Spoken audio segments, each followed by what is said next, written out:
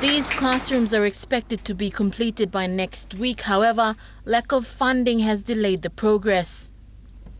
Huonville's head teacher Willy Vilakiva said the only assistance received so far has been from parents and a few business houses donating building materials.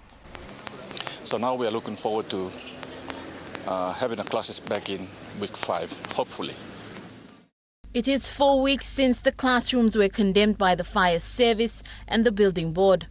Since then, the school has shut down, with up to 1,400 students missing out on classes. Beno Bakau is a contractor and also a parent at this school. Since the school was closed down, he volunteered to help build the makeshift classrooms with a few others. School no got money, government no got money, and me play myself, me play it to help our children long education longer.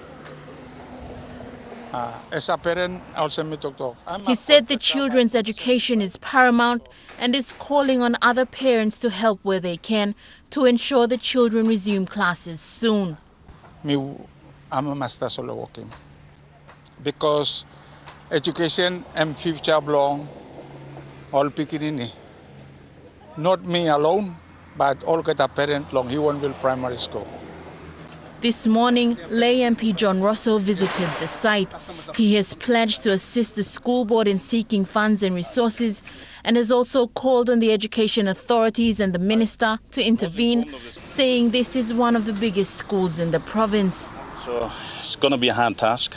I got to run around and try to beg for the money to see if the authorities can help us to fix this school here in Lay. Lucy Kopana, National EMTV News, Lay.